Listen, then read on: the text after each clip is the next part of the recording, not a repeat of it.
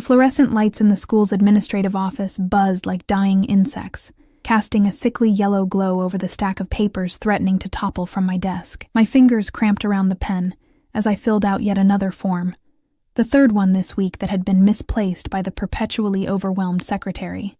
The smell of old coffee and industrial cleaner clung to everything, mixing with the faint scent of children's sweat and cafeteria food wafting through the ventilation system. I should have been home 2 hours ago. My daughter, Emma, was probably curled up on Mrs. Chen's worn couch right now, watching cartoons with the volume too loud because our elderly neighbor's hearing wasn't what it used to be. The guilt sat heavy in my chest, a familiar weight I'd learned to carry alongside my exhaustion. Single motherhood had a way of making you intimate with both. "Miss Harper, we really need these by tomorrow morning," the secretary had said, not unkindly, but with the tired finality of someone who'd said the same thing 100 times before. Without the emergency contact information and the updated registration, Emma can't attend the field trip next week. So here I sat, alone in the dimly lit office, filling out forms that seemed designed to require information I didn't have. Medical history from a father who'd never bothered to meet his daughter. Contact numbers for relatives who'd stopped calling when they realized being supportive meant more than Facebook likes on birthday photos. References that made my small, solitary life feel even smaller. My hand trembled slightly as I reached the line that always made me pause. Father's name. For 3 years, I'd left it blank. For 3 years, I'd pretended that empty space didn't feel like an accusation every time I saw it. But this form was different. It explicitly stated that both parents' information was required for the school's database, some new policy about emergency contacts and legal guardianship that I didn't fully understand and was too tired to question. I thought of Marcus. Not the Marcus who'd disappeared the moment I'd told him I was pregnant, but the Marcus from before, charming, attentive, full of promises about the future we'd build together. Those memories felt like they belonged to someone else now, some naive girl who'd believed that love could survive the reality of responsibility. The pen hovered over the line. My vision blurred slightly from staring at forms for too long, from the headache building behind my eyes, from the sheer exhaustion of trying to be everything Emma needed on a waitress's salary and borrowed time. Marcus DeLuca. I wrote his name without thinking. Muscle memory from 1,000 daydreams about what our life should have looked like, but my hand was shaking. My attention split between the form and the notification on my phone. A text from Mrs. Chen saying Emma had fallen asleep. Should she wake her? And I didn't notice the autocorrect. Didn't see how my phone's keyboard suggestion had changed the surname. Marcus Delano. The name sat there on the page, ink drying, final. I barely glanced at it as I moved to the next line, filling in a fictitious phone number because I had no idea how to reach the man who'd ghosted me the moment life got complicated. The address line got the apartment we'd shared briefly, the one he'd moved out of 3 weeks before Emma was born, leaving nothing but unpaid utility bills and a broken promise. I finished the form in a haze of exhaustion, gathered the papers into a manila envelope, and dropped it in the principal's inbox before my conscience could convince me to forge better lies. The hallway echoed with my footsteps as I left, the sound lonely and hollow in the empty building. The night air hit me like a wall when I pushed through the front doors, cold and sharp, carrying the promise of early autumn rain. I pulled my jacket tighter, a threadbare thing that had seen better years, and started the 6-block walk to Mrs. Chen's apartment. The bus would have been faster, but the last one had left 15 minutes ago, and I couldn't afford the cab fare. My neighborhood wasn't dangerous exactly, but it wasn't safe either. The kind of place where you kept your head down and your keys between your fingers, where sirens were background noise and broken streetlights stayed broken for months. I'd learned to navigate it the way you learn anything through necessity, by paying attention and trusting your instincts. Which is why I noticed the car. It was parked across from the school, idling in a spot that had been empty when I'd arrived hours ago. Black, sleek, the kind of vehicle that didn't belong in this zip code. The windows were tinted dark enough to be illegal, and even from a distance, I could see the exhaust curling in the cool air, evidence that someone inside was waiting. Waiting for what? I didn't want to know. I kept walking, quickening my pace without making it obvious. That particular skill women learn early and never forget. The street was mostly empty, a few cars passing, a a couple arguing in Spanish outside the bodega on the corner. The usual soundtrack of city life at night. The sound of a car door opening made my heart stutter. Don't look back. Keep walking. You're imagining things, but I heard footsteps, deliberate and measured, echoing mine. Not running, not rushing, just following. The kind of following that was meant to be noticed. I broke into a jog, my bag banging against my hip, my breath coming faster. 2 more blocks to Mrs. Chen's. 2 more blocks to safety and locks and... Miss Harper. The voice stopped me cold, not because it was loud or threatening, but because it was neither. Quiet, controlled, with an accent I couldn't quite place. Something European, refined, completely at odds with the neighborhood around us. I turned slowly, every instinct screaming at me to run. The man standing 10 feet away didn't look like he belonged in this world. His suit probably cost more than 6 months of my rent. Charcoal gray, perfectly tailored, without a single wrinkle despite the late hour. Dark hair swept back from a face that could have been carved from marble, all sharp angles and shadowed planes. But it was his eyes that held me frozen. Dark, intense, with a weight to them that made me feel simultaneously seen and evaluated. He wasn't alone. 2 men flanked him, both built like walls and dressed in similar dark suits, their posture radiating a kind of coiled readiness that made my mouth go dry. This wasn't a mugging. This was something worse. "I apologize for startling you," he said, and somehow his politeness was more terrifying than any threat could have been. He took a single step forward, and I noticed everything, the way his men shifted in response. The expensive watch catching the streetlight, the faint scent of cologne that reached me even across the distance, cedar and something darker, something that whispered of wealth and danger in equal measure. "I don't have any money," I managed, hating how my voice shook. Something flickered across his face. Not quite amusement, not quite surprise. "I'm not here to rob you. Then what do you want?" The question came out sharper than I'd intended, fear manifesting as anger the way it often did. He reached into his jacket, and both his men tensed, hands moving toward their own jackets in a synchronized movement that made my blood run cold. But what he pulled out wasn't a weapon. It was a piece of paper, folded neatly, edges crisp and white in the dim light. "I believe," he said, his voice carrying that same dangerous quiet. "You made a mistake." He held out the paper, and even from where I stood, I recognized it. The school registration form, my handwriting. Emma's name at the top in my careful print. My heart stopped. "How did you—" The words died in my throat as he unfolded the paper, his movements precise and deliberate, and held it so I could see the line I'd filled out hours ago in that fluorescent-lit office. Father's name, Marcus Delano. "You see," he continued, and there was something in his tone now, something that made the hair on the back of my neck stand up. "When my name appears on a document claiming paternity of a child I've never met, I tend to want answers." The world tilted sideways. Marcus Delano. Not DeLuca. Delano. I'd sent a school registration form to a man I'd never met, claiming he was my daughter's father, and somehow, impossibly, he'd received it. Had tracked me down. Was standing in front of me now with a look in his eyes that promised this was only the beginning of a nightmare I couldn't begin to understand. "It was a mistake," I whispered, the words barely audible over the roaring in my ears. "Autocorrect. I didn't mean... I don't even know who you are." His expression didn't change, but something dark passed behind his eyes, something that made every survival instinct I had start screaming. "No," he said softly, almost gently, and somehow that was worse than any anger could have been. "But you're going to." One of his men moved closer, cutting off my escape route, and I realized with crystalline clarity that running wouldn't save me. Nothing would save me. I'd made a mistake. A simple, thoughtless mistake born of exhaustion and autocorrect. And it was about to cost me everything. "Please," I heard myself say. "I have a daughter.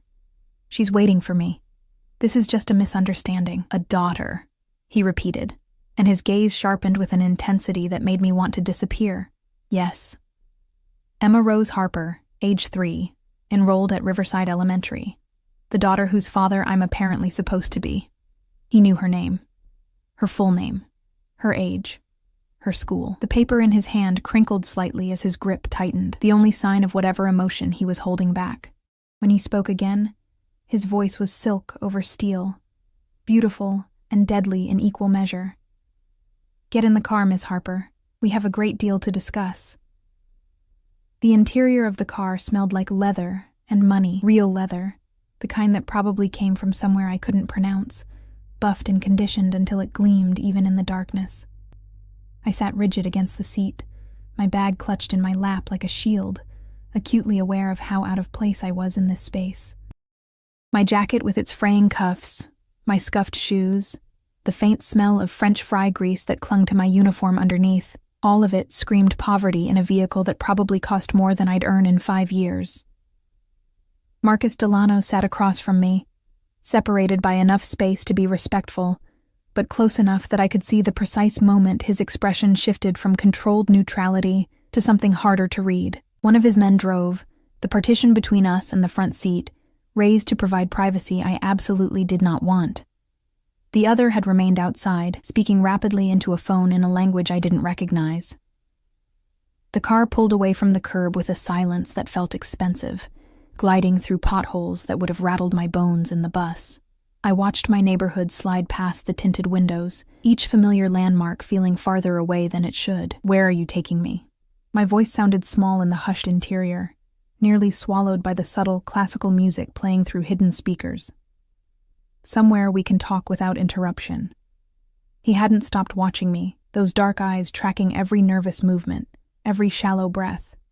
"You're not in danger, Miss Harper, despite what you might think. You forced me into a car." My hands tightened on my bag. "That feels pretty dangerous from where I'm sitting." Something that might have been approval flickered across his face. "Fair point. Consider it a strongly worded invitation, then." "To what? A kidnapping?" "To a conversation." He leaned back slightly, the movement making his suit jacket shift enough that I caught a glimpse of something beneath it. A leather strap, the unmistakable outline of a shoulder holster. My stomach dropped. One that couldn't happen on a street corner where anyone might overhear. The gun shouldn't have surprised me. Everything about him screamed danger, from the way he moved with that predatory grace to how his men responded to the slightest gesture. But seeing evidence of it, knowing he was armed while I sat defenseless in his car, made everything feel horrifyingly real. "I told you it was a mistake," I said, forcing myself to meet his gaze, even though every instinct wanted to look away. The form, the name, I meant to write Marcus DeLuca, my ex, Emma's actual father. The autocorrect changed it, and I didn't notice because I was tired and distracted, and Marcus DeLuca. He repeated the name slowly, as if tasting each syllable. "And where is he now? This man who fathered your child? I don't know." "He left before she was born. The admission burned, shame heating my cheeks. He wanted nothing to do with us." Silence filled the car, heavy and expectant. Outside, the neighborhood continued to change. Fewer pawn shops and check-cashing places, more boutiques with window displays and restaurants with cloth napkins. We were heading toward the part of the city I only saw when the bus route took me through on the way to my weekend house-cleaning jobs, so you decided to use my name instead. His tone gave nothing away, no anger, no amusement, just that same dangerous neutrality. "No, I told you, it was autocorrect, a mistake. A stupid, meaningless mistake that I would fix immediately if you'd just let me. Nothing involving my name is meaningless, Miss Harper." The words came out soft, almost gentle, but underneath them was steel. My name on a document creates complications, legal implications, questions from people who have no business asking questions about my personal life. The way he said it made something cold settle in my stomach. This wasn't just about a wrongly filled form. This was about something bigger, something I'd stumbled into without understanding the rules. "I'm sorry," I whispered. "I didn't know. I don't even know who you are." His head tilted slightly, studying me with an intensity that made me feel stripped bare. "You genuinely don't, do you?"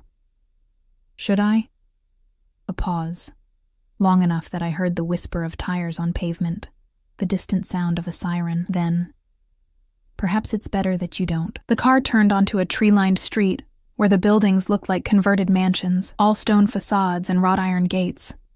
My confusion must have shown on my face, because he leaned forward slightly, elbows resting on his knees in a posture that seemed almost casual, if not for the coiled tension I could sense beneath it. "Tell me about Marcus DeLuca," he said. "Everything." "Why? What does it matter?" "Humor me." There was no arguing with that tone.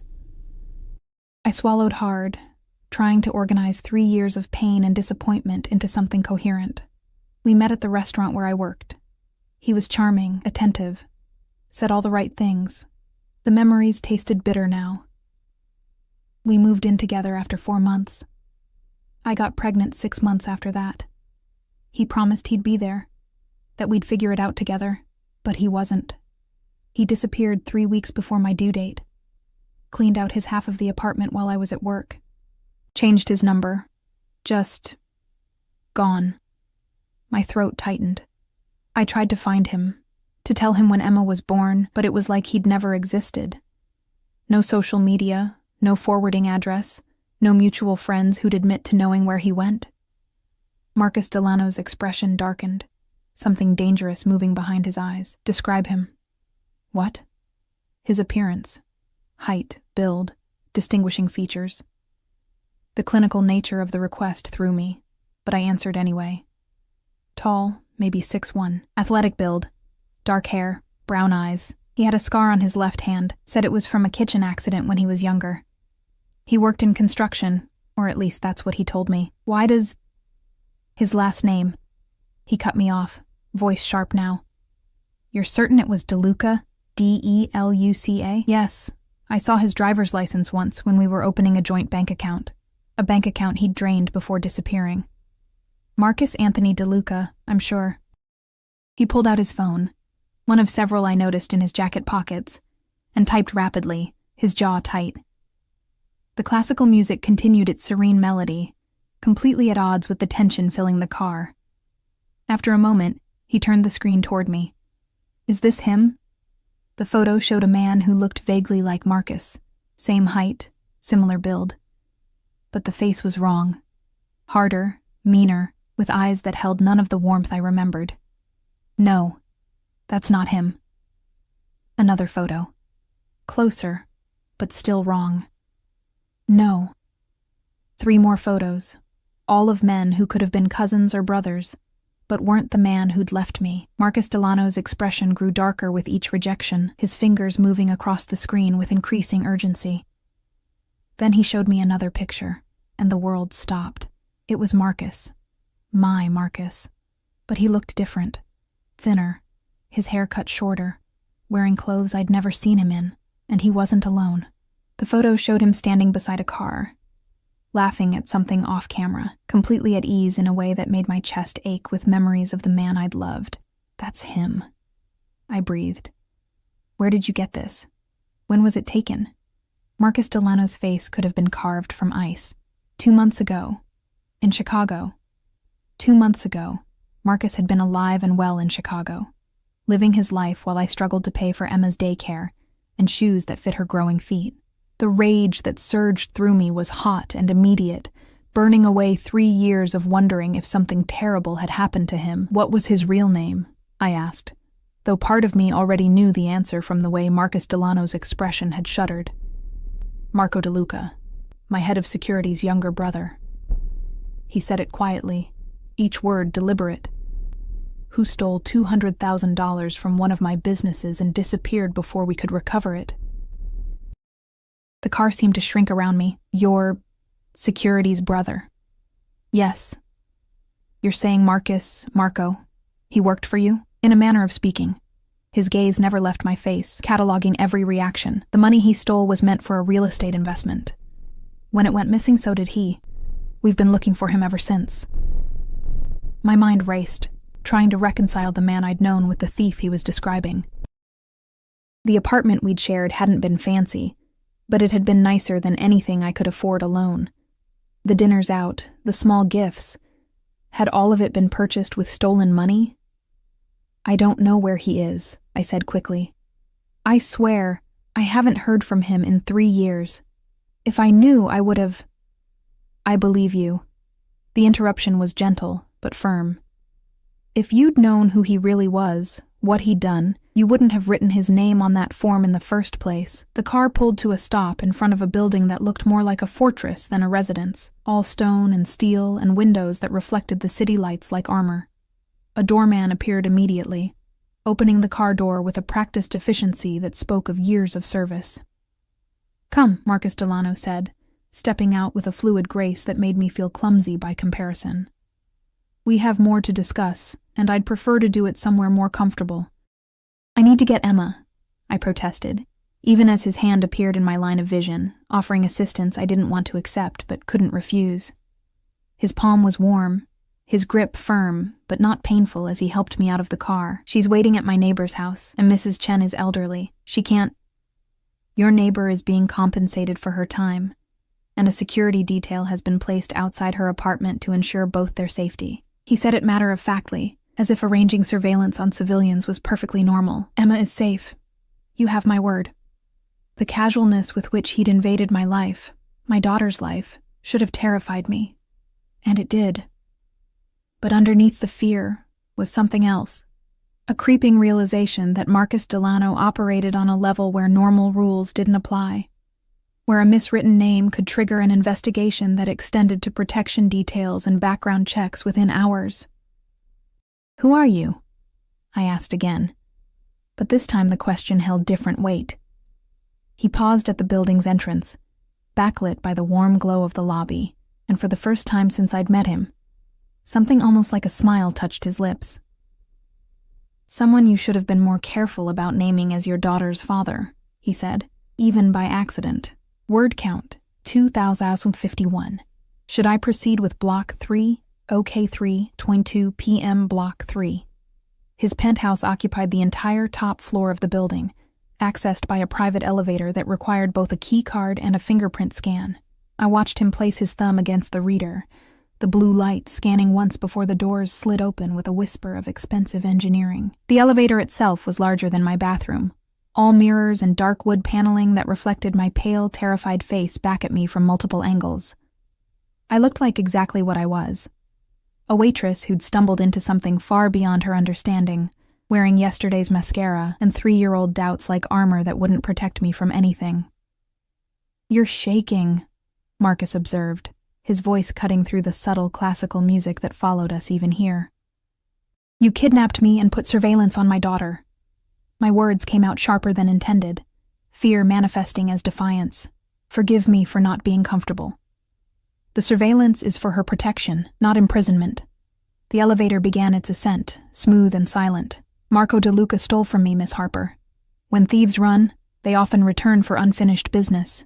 If he knows you filed paperwork with a name resembling mine, he might assume you've made contact with me. That makes you and Emma potential targets." The logic was sound, which somehow made it worse. "You're saying he might come after us?" "I'm saying I don't take chances with loose ends." His reflection in the mirrored walls showed a man completely at ease, while mine showed a woman coming apart at the seams. "And whether you intended it or not, you became part of this the moment you wrote my name on that form."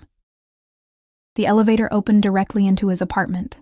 No hallway, no buffer between public and private space, just immediate immersion into a world of wealth I'd only seen in magazines. Floor-to-ceiling windows overlooked the city, the lights sprawling out like scattered diamonds against black velvet. The furniture looked simultaneously modern and timeless, all clean lines and expensive fabrics. Original artwork hung on walls the color of smoke, pieces I recognized vaguely from museum visits with Emma. Everything was perfect and cold, like a showroom where no one actually lived. "Please sit." He gestured toward a seating area near the windows, where leather couches the color of charcoal faced each other across a glass coffee table.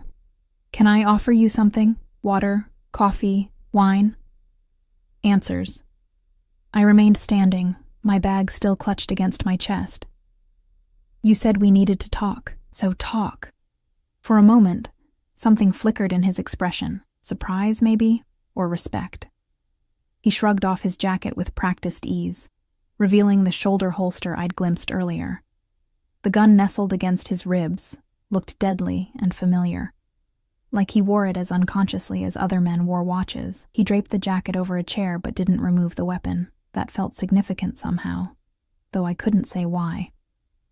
3 years ago, Marco DeLuca accessed funds meant for a property acquisition in the Bronx.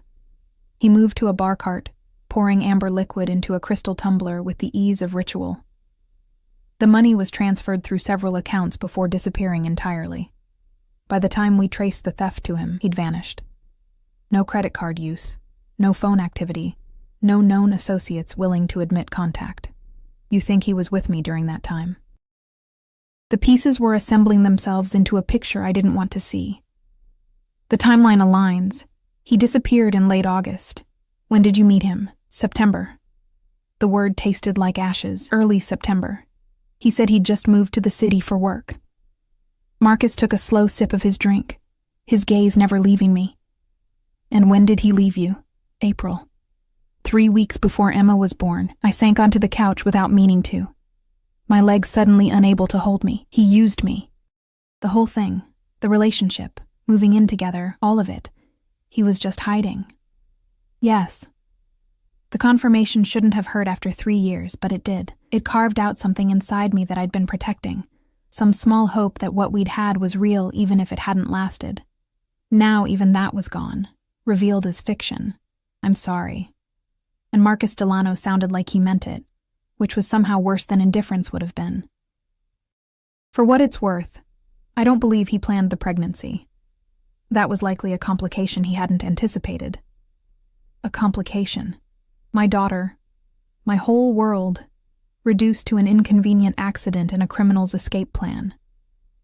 Why are you telling me this? I looked up at him. This dangerous man in his perfect penthouse with his perfect life, trying to understand what he wanted from me. If you're looking for Marco, I can't help you. I don't know where he is. I don't know anything. I know. He set down his drink and moved closer, settling into the couch across from me with a grace that seemed choreographed. But there's another matter we need to address. Dread pooled in my stomach. What matter? The form you filed lists me as Emma's father. By tomorrow morning, that information will be in the school's database. It will be copied to their insurance provider, their emergency contact system, possibly even local authorities depending on their protocols. His fingers steepled beneath his chin, a gesture that seemed unconsciously threatening. My lawyers can have it corrected, of course. But that draws attention. Questions about why it was wrong in the first place. Investigations into clerical errors. People looking into my personal life in ways I can't allow. So what do you want me to do? My voice cracked. I'll tell them it was a mistake, that I filled it out wrong, and create exactly the attention we're trying to avoid. He leaned forward, elbows on his knees, and the intensity of his focus made me feel like the only thing in his world. There's a simpler solution, one that protects both of us. I waited, hardly breathing for him to continue. Leave it. What? Leave the form as is. Let the school believe I'm Emma's father. He said it calmly, as if proposing something reasonable rather than insane. It provides you and Emma with protection. No one would dare threaten the family of Marcus Delano. It provides me with cover. A previously unknown daughter explains any unusual behavior, any increased security measures around someone in my life. You can't be serious. I stood abruptly, needing distance, needing space to process what he was suggesting. You want me to lie about my daughter's paternity? To let everyone think you're her father when you're a complete stranger? I want to solve a problem efficiently. He remained seated, perfectly still, watching me pace like a caged animal. You need protection whether you realize it or not. I need discretion. This arrangement provides both. This arrangement is crazy. My voice rose despite myself. You can't just decide to pretend to be someone's father because it's convenient. I can do whatever I choose, Miss Harper. And there it was. The steel beneath the silk, the reminder of exactly who I was dealing with. The question is whether you're wise enough to accept help when it's offered. I stopped at the windows, pressing my palms against the cold glass, staring out at the city that suddenly felt impossibly large and dangerous. Somewhere down there, Marco was possibly planning his next move. Somewhere down there, Emma was sleeping, innocent and unaware that her mother had accidentally entangled them both with a man who carried guns and spoke about protection details like normal people discussed weather. "I don't understand any of this," I whispered. "Yesterday I was just trying to pay rent and keep Emma fed. Now I'm standing in a penthouse talking to a man I don't know about, pretending he's my daughter's father to protect us from my ex-boyfriend who's apparently a thief. This isn't real. This can't be real. And yet it is." His reflection appeared in the glass beside mine, close enough that I could see every detail of his face in the darkened window. When had he moved? I hadn't heard him approach. "I understand this is overwhelming, but I'm offering you a choice, Claire." The use of my first name startled me. He'd called me Miss Harper until now, maintaining distance, formality. This felt different, more personal, more dangerous. "What choice?" I asked, still watching his reflection rather than turning to face him. "Accept my protection. Let me ensure Emma's safety while we locate Marco and recover what he stole. In exchange, you maintain the fiction that I'm her father, at the school, in public, anywhere questions might arise." His voice was low, measured, hypnotic in its certainty. "Or refuse, correct the paperwork, and hope Marco doesn't see you as a liability when he inevitably resurfaces. That's not a choice. That's a threat. It's reality." His hand appeared in my peripheral vision, resting against the glass near mine, not touching but close enough that I could feel the heat of him. "I'm not trying to frighten you. I'm trying to protect you. There's a difference." I turned finally, and found him closer than I'd expected. Close enough to see the faint shadow of stubble along his jaw, the exact shade of darkness in his eyes, the way a small scar cut through his left eyebrow. Details that made him human rather than the dangerous stranger he'd been in my mind. "Why?" The question came out barely above a whisper. "Why would you do this? You don't know me. You don't know Emma. We're nothing to you." Something shifted in his expression. Something I couldn't name but felt in the air between us. "You're not nothing. We're strangers. Not anymore." His gaze dropped to my lips briefly before returning to my eyes, and heat flooded through me that had nothing to do with fear. "The moment you wrote my name on that form, you stopped being a stranger, Claire. You became a responsibility, and I take my responsibilities very seriously." The way he said my name made something tighten in my chest. This was wrong. All of it. I shouldn't be standing here, shouldn't be considering his insane proposal, shouldn't be noticing the way his presence seemed to fill the space around us until nothing else existed. "I need to think," I managed. "This is too much, too fast. I can't." "You have until morning." He stepped back, giving me space I simultaneously wanted and resented. "The school will process the paperwork when they open. Once it's in their system, changing it becomes complicated. So decide, Claire. Protection or exposure, safety or risk." My phone buzzed in my bag, Mrs. Chen probably wondering where I was. The normalcy of it felt surreal against the backdrop of this conversation, this penthouse, this man who was offering to upend my entire life with the same casualness most people showed ordering coffee. "I want to see Emma," I said. "I need to see her, make sure she's okay." "Of course." He pulled out one of his phones, typed a brief message. "My driver will take you home. The security detail will remain in place overnight.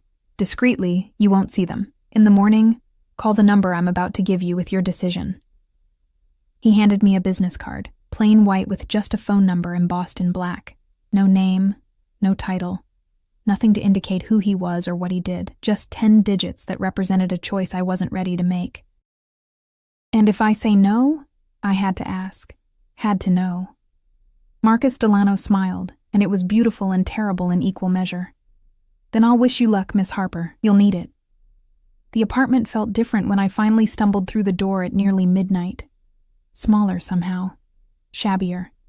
The peeling linoleum in the kitchen caught my eye in a way it never had before, and the water stain on the ceiling seemed to have grown since this morning. Or maybe I'd just spent too long in a penthouse where everything was perfect, where money solved problems before they became visible. Emma was asleep in her bed, her small body curled around the stuffed rabbit she'd had since birth. Mrs. Chen had left a note on the counter. She ate all her dinner and brushed her teeth, such a good girl.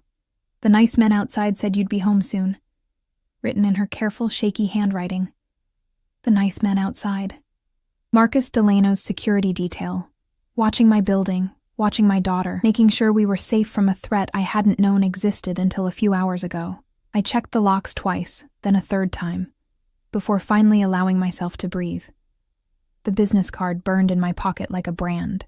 10 simple digits that represented an impossible choice. Sleep didn't come. I lay in my bed, staring at the ceiling, watching car lights sweep across the water stain, and trying to make sense of a world that had tilted sideways. Every time I closed my eyes, I saw Marcus Delano's face, the intensity of his gaze, the controlled power in every movement, the way he'd stood so close at the window that I'd felt the heat of him through my clothes. "You're not nothing." The words echoed in the darkness, twisting something inside me that I didn't want to examine too closely. He was dangerous.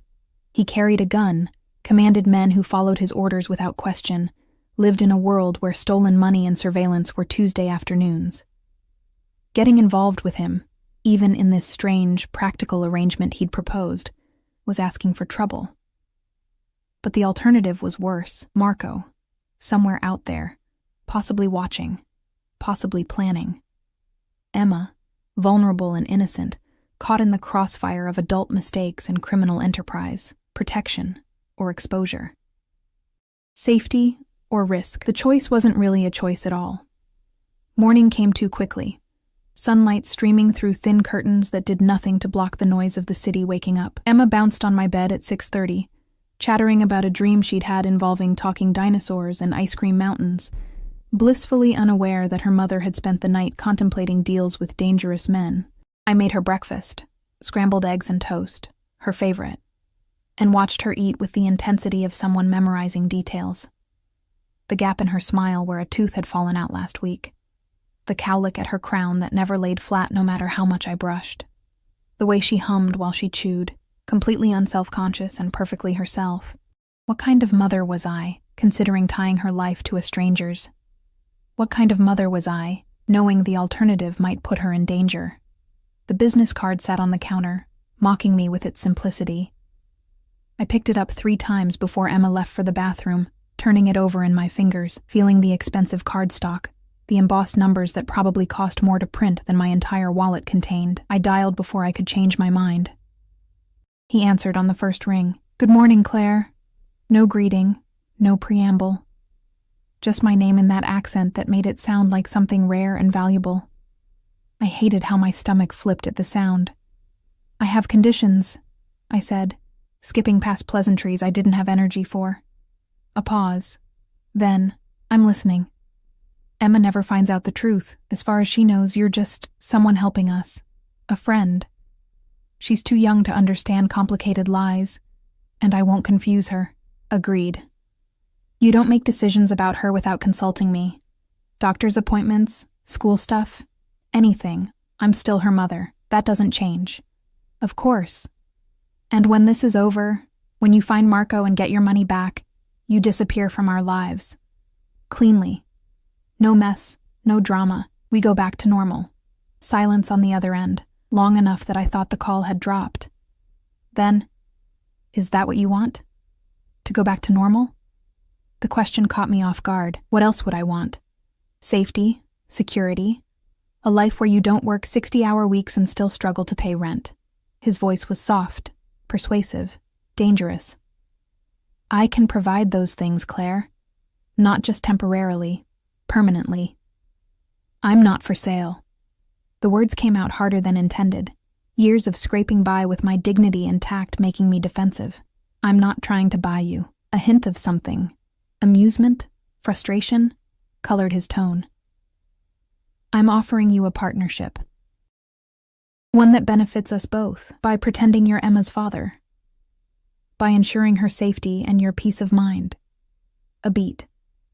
"Do you accept my terms?" I looked at Emma, who'd returned from the bathroom and was now arranging her stuffed animals into some elaborate tableau on the living room floor, narrating their adventures in the serious voice she used when playing. So innocent, so trusting, so completely dependent on me to keep her safe. "Yes," I whispered. "I accept." Good. Satisfaction threaded through the word. "A car will pick you up at 9. We need to be seen together publicly. Establish the narrative before questions arise. Dress casually. We're going to the park." "The park?" "Emma likes parks, doesn't she? The one near her school? With the blue slides?" He said it like he'd memorized details about my daughter's life, and maybe he had. The thought should have disturbed me more than it did.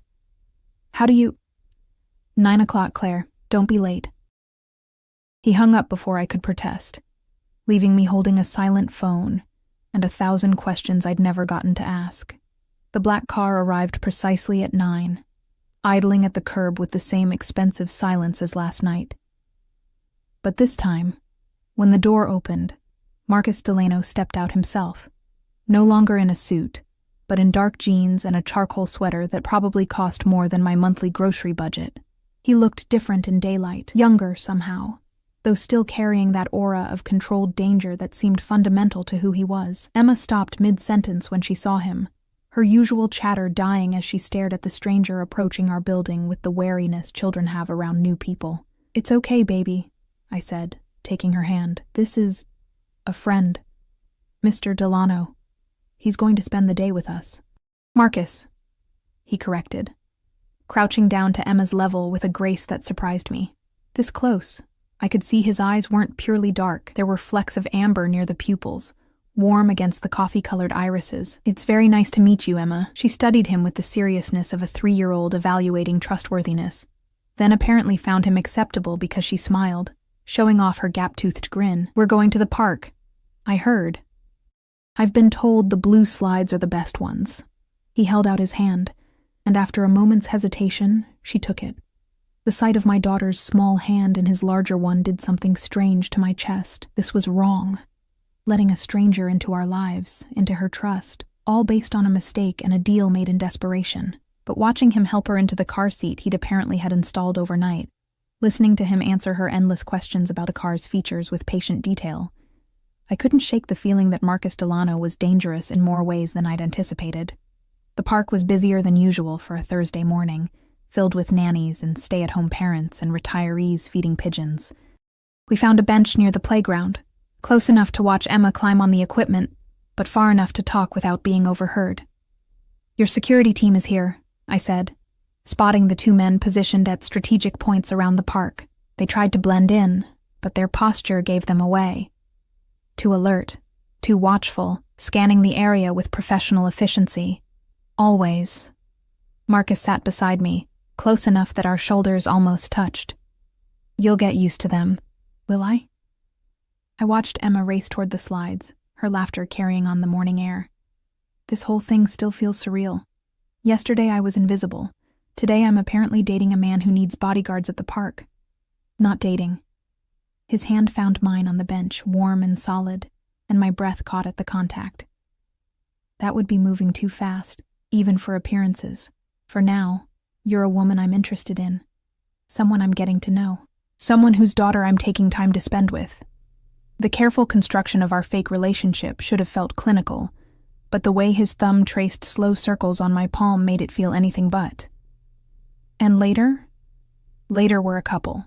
He said it simply, inevitably, like he'd already mapped out our future in his mind. Emma's biological father isn't in the picture.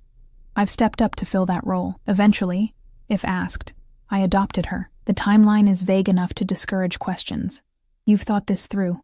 I think everything through, Claire. His gaze fixed on Emma, watching her interact with other children at the top of the slide. It's how I've survived this long. There was weight to those words, history I didn't understand but could feel in the air between us. Before I could ask, Emma came running back, breathless and excited, demanding that Marcus come see how high she could climb, and he went. This dangerous man with his guns and his security detail and his penthouse overlooking the city. He spent the next hour helping my daughter across monkey bars and catching her at the bottom of slides and listening with apparent genuine interest to her rambling stories about preschool drama. The other parents watched us with barely concealed curiosity. A few whispered behind hands, and I caught snatches of conversation. Is that Marcus Delano, and didn't know he had a daughter and she must be the mother? That made my skin crawl with the weight of our deception. But Emma was happy. Happier than I'd seen her in months, maybe years. She had a man's attention, his time, his focus in a way her real father had never provided. And watching Marcus kneel in the sand to help her build a castle, his expensive clothes getting dirty without complaint, something inside me cracked. This wasn't supposed to feel good. It wasn't supposed to feel real, but it did. Claire. His voice pulled me from dangerous thoughts. He'd left Emma with another little girl, both of them collaborating on their sand architecture, and returned to the bench where I sat watching. You're thinking too much. I'm thinking exactly enough. I met his eyes, trying to read the man behind them. Who are you really? Not the version you're showing Emma, not the dangerous version from last night. Who is Marcus Delano when no one's performing? He considered me for a long moment, and I could see him weighing answers, choosing what to reveal. Someone who learned young that power is the only real protection in this world. Someone who's built an empire on that understanding. Someone who doesn't let people in easily. But when I do... He paused, his gaze intense. I protect what's mine. We're not yours. Aren't you? His hand cupped my cheek, the gesture so sudden and intimate that I forgot to breathe. You called me this morning. You accepted my terms. You let me into your daughter's life. At what point, Claire, do you stop pretending this is temporary? Before I could answer, before I could process what he was implying, Emma called for us, wanting both of us to see her completed castle. Marcus dropped his hand and stood, offering me assistance I didn't take, and we walked together toward my daughter like the family we were pretending to be, like the family that, terrifyingly, was starting to feel real. Block 5, 3 weeks passed in a blur of carefully constructed normalcy that felt anything but normal.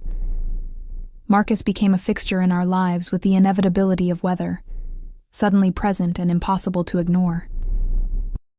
He appeared at Emma's preschool pickup, his sleek car drawing stares from other parents who'd never seen luxury like that in our neighborhood.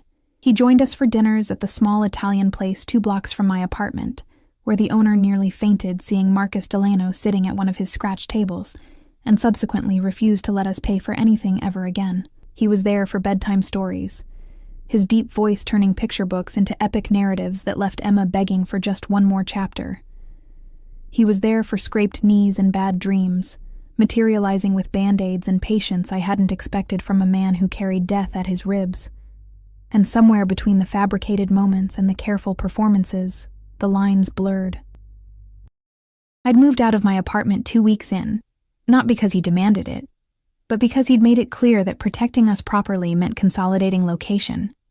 The penthouse gained new life with Emma's presence. Toys scattered across previously pristine floors, children's drawings magnetized to the sub-zero refrigerator, the sound of laughter echoing off walls that had probably never heard it before. Marcus had an entire wing converted into Emma's space. Bedroom, playroom, even a small library filled with books he'd somehow known she'd love. When I'd protested the expense, he'd looked at me with those dark eyes and said simply, "She's mine now. I take care of what's mine." The possessiveness should have frightened me. Instead, it kindled something warm and dangerous in my chest. Mrs. Chen visited twice a week, paid handsomely for her time and company, though she would have come for free. She watched Marcus with shrewd eyes during those visits, catching moments when his hand lingered on my lower back, or when his gaze followed me across the room with an intensity that had nothing to do with pretense. "That man doesn't look at you like you're temporary," she'd said last week, her accented English blunt with age and wisdom. "He looks at you like he's already decided you're permanent." I'd laughed it off, but her words haunted me during quiet moments, when Marcus worked in his study and Emma slept, when I wandered the penthouse that was becoming home and tried to remember what my real life had looked like before him. The truth was, I was forgetting. The apartment with its water stains and broken locks felt like someone else's memory. The exhaustion of working double shifts, the constant calculation of whether I could afford both groceries and heat, it was fading, replaced by a reality where money wasn't a concern, and safety was guaranteed by men with guns stationed discreetly at every entrance. But Marco still hadn't been found, and the waiting was starting to fray my nerves. "We have a lead." Marcus spoke quietly, his voice cutting through the Saturday morning calm. Emma was at a playdate, her first one arranged through school, with the daughter of a family deemed safe after thorough background checks I tried not to think too hard about. We were alone in the penthouse for the first time in days, and the silence felt charged with everything we'd been carefully not discussing. I looked up from the book I'd been failing to read. On Marco? Chicago. One of his former contacts reached out, trying to broker a deal. He stood at the windows, backlit by winter sunlight that turned his hair almost blue-black. He wants to negotiate the return of the money in exchange for immunity. Something cold settled in my stomach. What does that mean for us? It means this ends soon. He turned, and the expression on his face made my breath catch. One way or another, Claire, Marco surfaces, we handle it, and then we go back to normal, I finished, the words tasting like ashes, like we agreed. Is that still what you want? He crossed the distance between us with that predatory grace I'd come to recognize, stopping close enough that I had to tilt my head back to meet his eyes. Normal? Your old apartment? Your old life? Pretending the last 3 weeks didn't happen? That was the deal. My voice came out steadier than I felt. You'd protect us until Marco was caught. Then we'd go our separate ways. Fuck the deal. The profanity startled me. He rarely cursed, especially around Emma. You think I can just let you walk away now? After watching you curl up on my couch with a book every night? After listening to Emma call me Marcus like I'm someone who matters in her life? After... He cut himself off, jaw tight, hands clenching and unclenching at his sides like he was physically restraining himself from reaching for me. After what? I whispered, standing on legs that felt unsteady. After falling in love with both of you. The confession came out rough, raw, like it had been torn from somewhere deep inside him. I wasn't supposed to. This was supposed to be practical, convenient, a solution to a problem. But somewhere between playing pretend and actually living it, it stopped being fake, Claire. At least for me. My heart hammered against my ribs. Marcus, you feel it too. Don't lie to me. He stepped closer, crowding my space in a way that should have felt threatening, but instead felt inevitable. The way you look at me when you think I'm not watching. The way you've stopped flinching when I touch you. The way you fit into my life like you were always meant to be here. This isn't real, I protested weakly, even as my body betrayed me by swaying toward him. We're playing house for Emma's benefit, for protection. This is the most real thing I've felt in years. His hands framed my face, thumbs tracing my cheekbones with a gentleness that contradicted everything dangerous about him. I know you're scared. I know I'm not what you imagined for yourself. But I'm what you have, Claire, and I'm asking you to choose to keep me.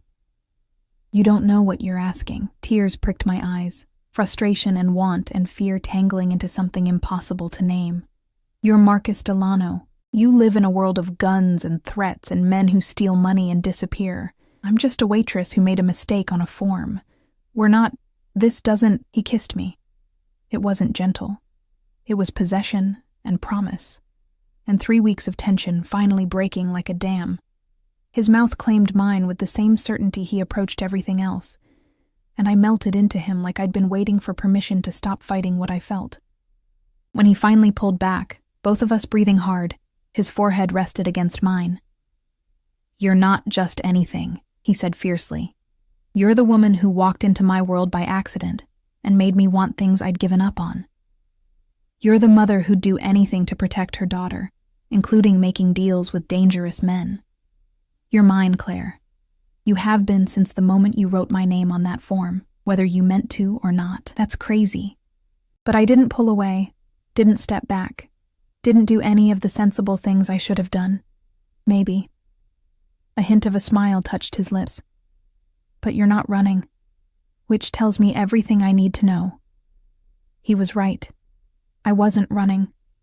Because somewhere in the last 3 weeks, between the fabricated family dinners and the genuine laughter and the way he looked at Emma like she hung the moon, I'd stopped wanting to. The intercom buzzed, shattering the moment. Marcus pulled away with visible reluctance, pressing the button with more force than necessary. What? Sir. The voice belonged to Vincent, his head of security, Marco's older brother, who'd proven his loyalty by being the one to uncover his siblings' theft in the first place. We have a situation. The Chicago contact just went dark. And there's been activity at Miss Harper's old address. Every muscle in Marcus's body went taut. What kind of activity? Someone tried to access the apartment. Building superintendent scared them off, but... A pause. Security footage shows a male matching Marco DeLuca's description. The temperature in the room dropped 10 degrees. Marcus's expression shifted from the man who'd just kissed me to something far more dangerous, all soft edges hardening into lethal focus. Lockdown protocol. Now. He was already moving, pulling his phone from his pocket, his other hand going to the small of his back where I knew he kept a secondary weapon. Get Emma back here immediately, full escort, and find out everything about this Chicago contact. Who he talked to, where he is, why he went silent. Already on it, sir. The intercom cut off. Marcus made 3 calls in rapid succession, his voice clipped and commanding, arranging something I couldn't fully follow but understood was serious. When he finished, he turned back to me, and the contrast between the man who'd kissed me and the one standing before me now was stark. Pack a bag for you and Emma, essentials only.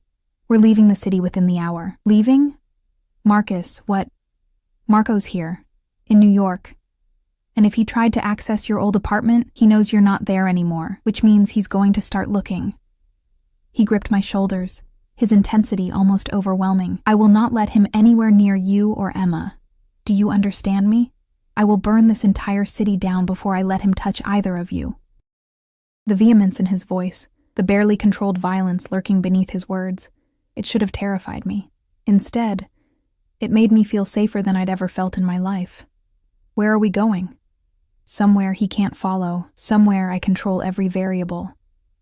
His hand cupped my cheek, the gesture achingly tender against the backdrop of danger.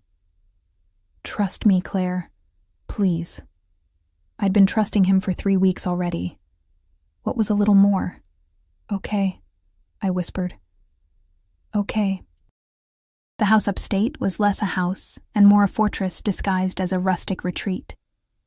Set on 50 acres of private land, surrounded by forest and accessible only by a single road monitored by multiple security checkpoints, it represented safety in a way that felt both excessive and necessary.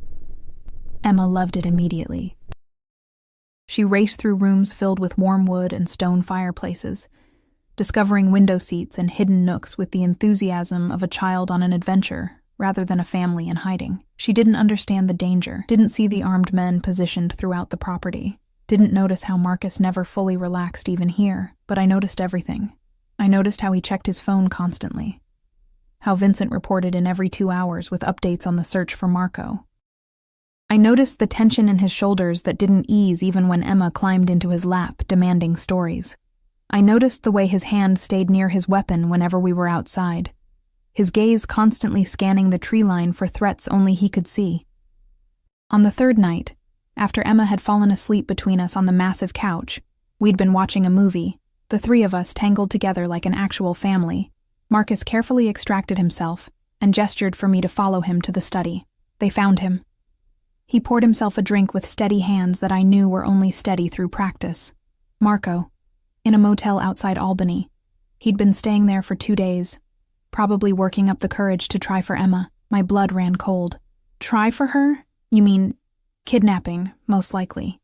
Either for ransom or leverage to negotiate his escape. Marcus's voice was flat, emotionless, but his knuckles were white around the glass. He knew taking Emma would force my hand, make me choose between the money and a child I'm publicly known to care about. Where is he now? Somewhere he'll never hurt anyone again. The finality in his tone told me everything I needed to know, and I should have felt horror at the implication, but instead felt only savage relief. It's over? I asked. Really over? Yes. He set down his drink and closed the distance between us.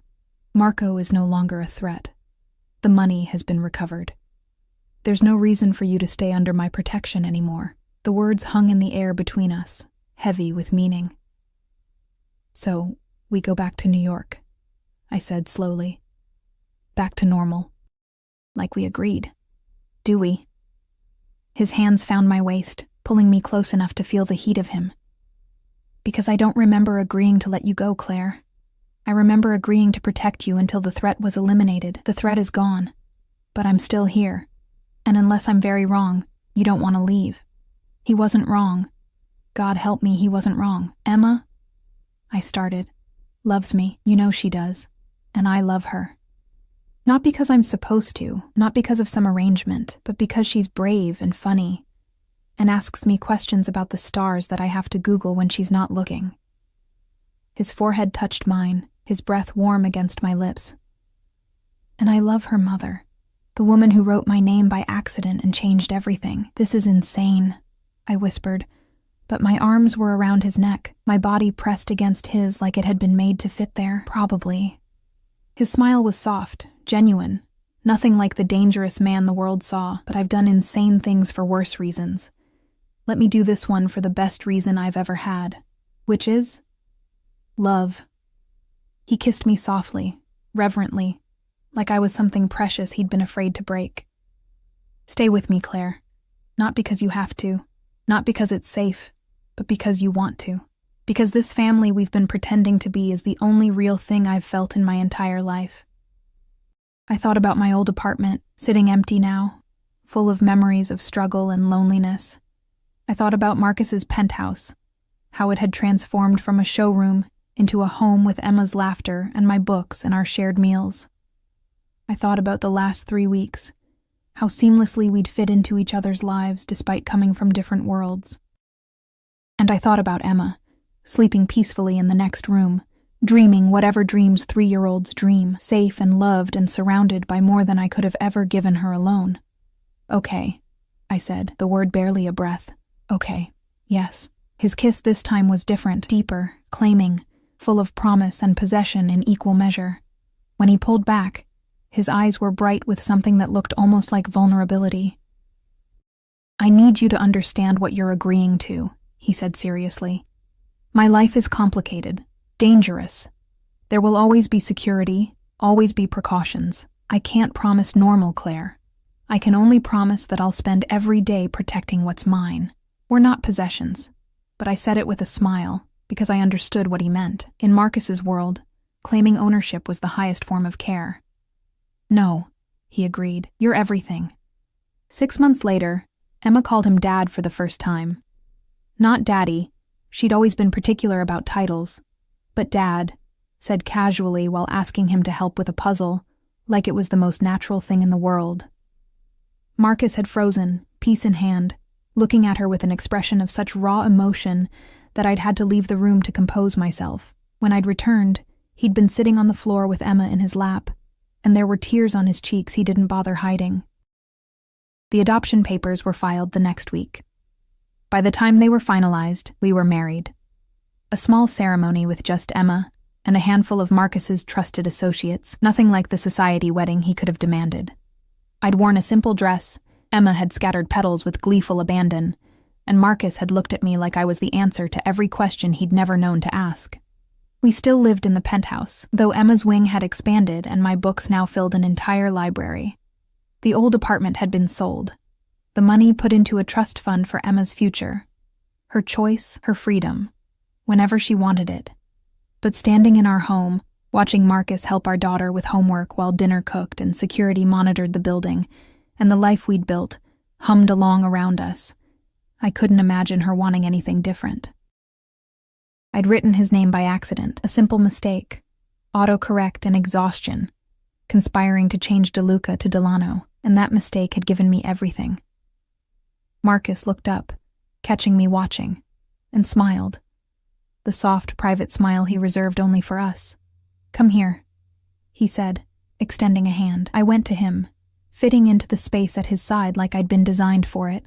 Emma between us chattering about fractions while Marcus's arm wrapped around my waist with casual possession. This was real. This was ours. This was the family we'd built from fiction and made solid through choice and love and stubborn determination to make impossible things work. And as Emma laughed at something Marcus said, as his hand tightened on my hip in that way that meant mine, I knew with absolute certainty that I would never regret the mistake that had brought us here. Some errors, it turned out, were the best decisions you'd never meant to make.